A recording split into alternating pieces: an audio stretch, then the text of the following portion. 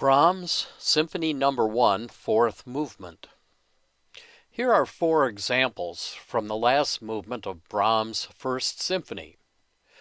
Three of the four illustrate disruptions in rhythmic expectations. Each time, you'll be given an opportunity to listen to a passage without explanations. Try to put everything you've learned from the Gestalt expectancy theory and emotion movies into your understanding of these passages.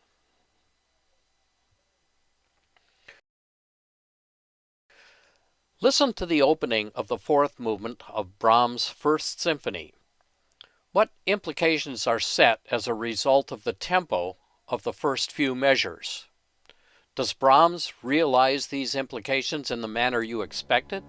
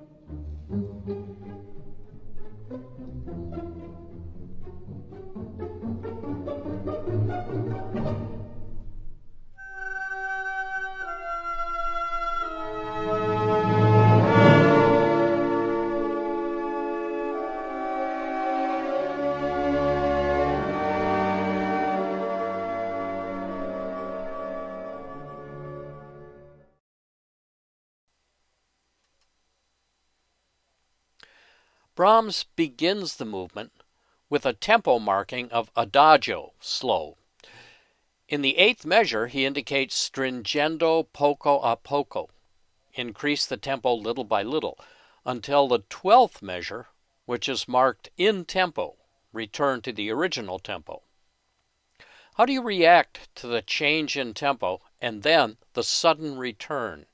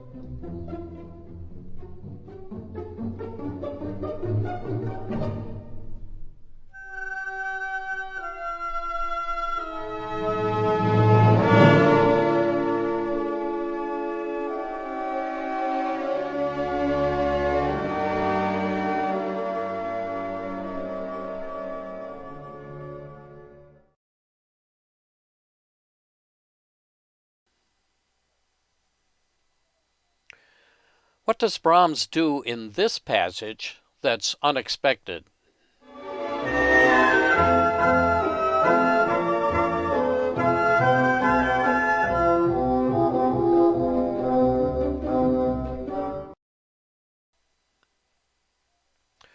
Only the end of the passage is notated here in reduced format. Notice how the horns answer the woodwinds in a minor key. Why do you think Brahms did that?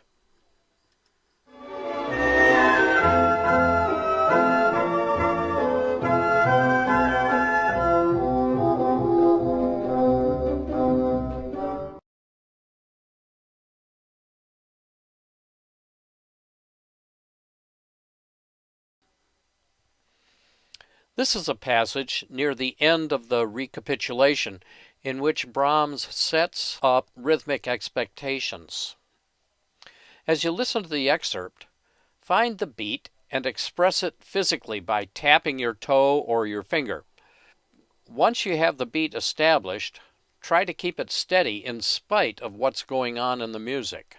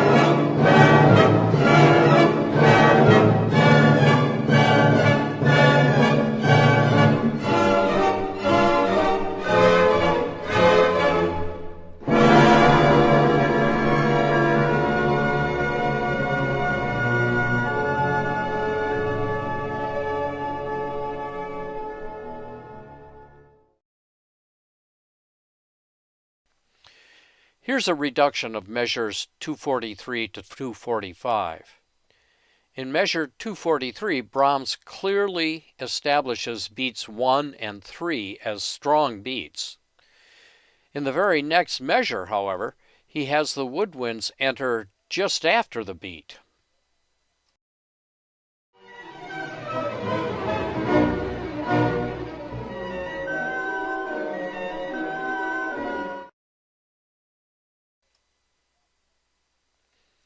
In measures 256 to 258, Brahms temporarily upsets rhythmic expectations by leaving the downbeat of measure 257 empty.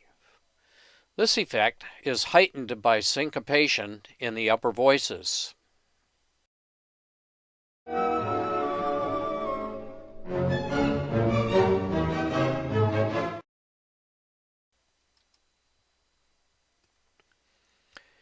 In measure 279, Brahms really throws the listener for a loop. Here, he begins 6 measures in a row where there's nothing on any of the strong beats. Besides being difficult for the listener, it's very difficult for players and the conductor.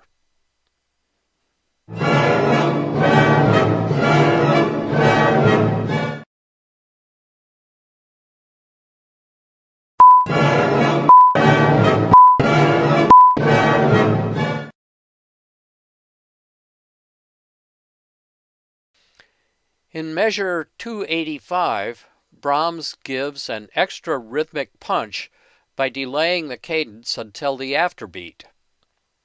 In order to heighten the suspense, many conductors insert a Luftpause, a momentary pause, at the point marked X. But from then on, we're back where we want to be rhythmically.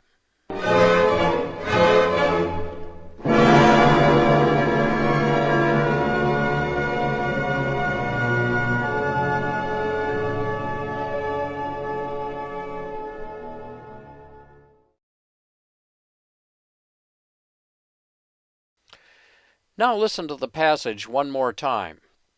Once again, try to keep the beat going throughout. As a broad generalization, Brahms first establishes rhythmic certainty by providing strong beats that set up largely unconscious expectations that will continue. He then introduces uncertainty by introducing syncopations and by removing any sound from the strong beats. When he returns to rhythmic certainty, there's a psychological feeling of relief and rightness. We're glad to be home.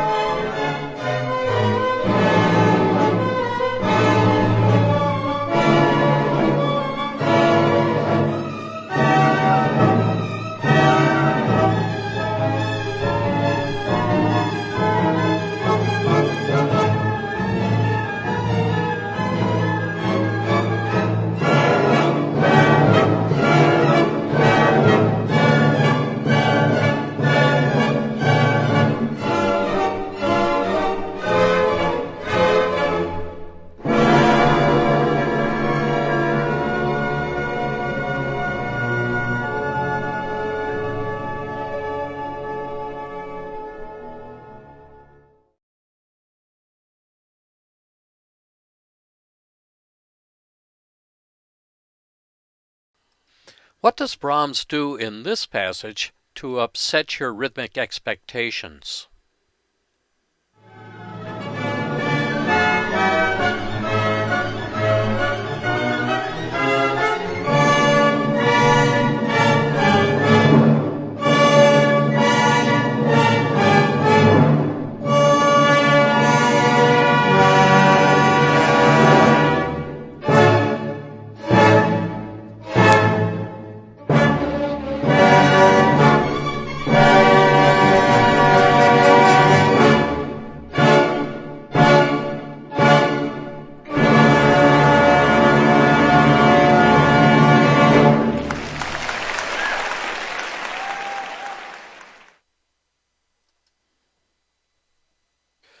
Although there is a very strong feeling of meter, notice how the emphasis is placed on the second beat.